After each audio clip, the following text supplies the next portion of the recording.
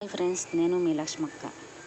ఇవాళ అయితే మెత్తాళ్ళు ఎండు రొయ్యలు కూర అయితే వండుతానండి. నేను మా పెద్ద బాబు కోసం ఎలా వండుతున్నాను ఏందనేది చిన్న వీడియో తీసి మీకు కూడా చూపిద్దామని ఈ వీడియో అయితే తీస్తున్నాను.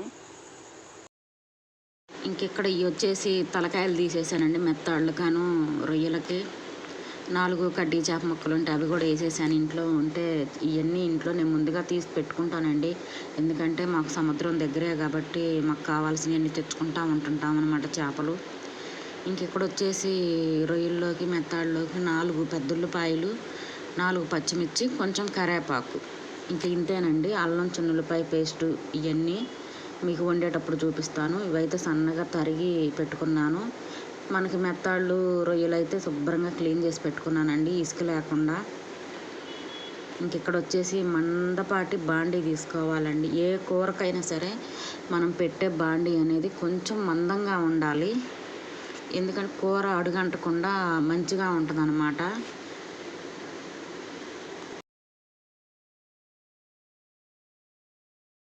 ఎందుకంటే ఈ కూరలో కొంచెం ఆయిల్ ఎక్కువే పడుతుంది.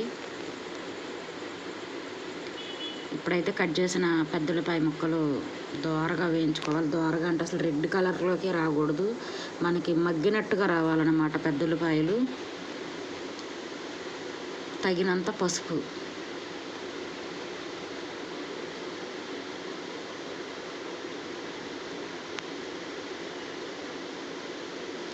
తగినంత సాల్ట్ వేస్తే ఎర్రగా వేయకుండా మనకి మగ్గుతాయండి. మనం సాల్ట్ వేయకుండా వేయించామనుకో ఎర్రగా వస్తాయి అన్నమాట. సాల్ట్ వేస్తే మనకు మగ్గుతాయి ఉల్లిపాయ అనేది.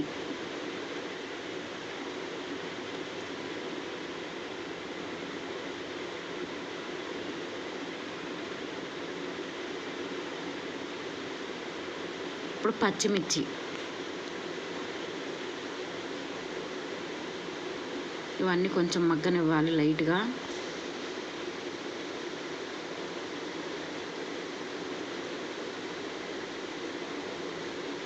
కరివేపాకు అనేది మన ఇష్టం అండి. ఎందుకంటే కంటి చూపుకి కానీ మన జుట్టుకు కానీ ఆరోగ్యపరంగా కరివేపాకు చాలా మంచిదండి.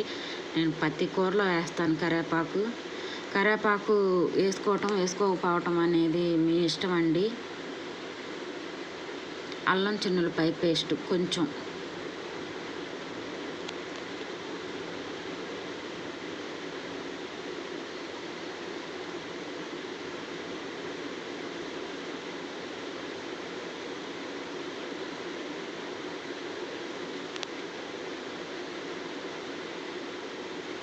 ఇప్పుడు మనం క్లీన్ చేసి పెట్టుకున్న చేపలు,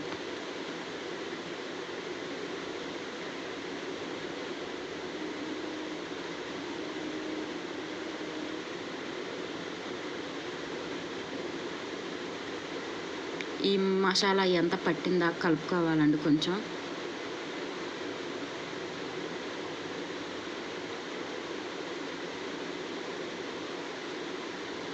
కూర అయితే మాత్రం సూపర్గా ఉంటుందండి. ఒకసారి ట్రై చేసి చూడండి. నేను మాటలతో చెప్పడం కాదు, వండుకొని తిని చూసి నాకు కామెంట్ బాక్స్లో తెలియజేయండి.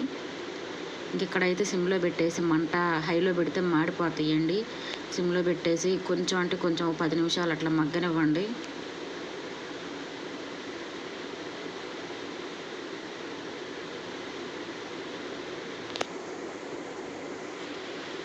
తగినంత కారం,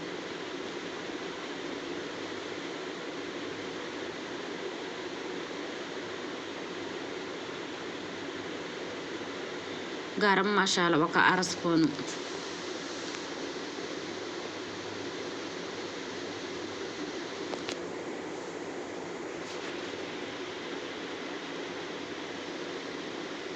ఈ కారం ఇదంతా పట్టిందాక ఒకసారి కలబెట్టుకోండి ముక్కలకి.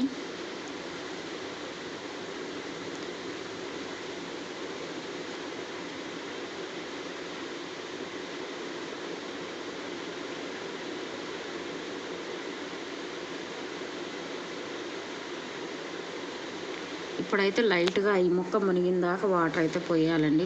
ఎందుకంటే అదంతా మగ్గాలి కదా మనకి.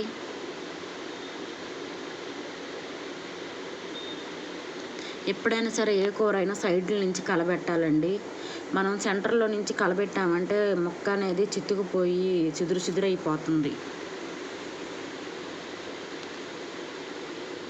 మధ్య మధ్యన ఒకసారి అడగంటకుండా చూసుకుంటూ ఉండండి. ఇక్కడైతే మనకి ఇంకా దగ్గరగా పడుతుంది కూర.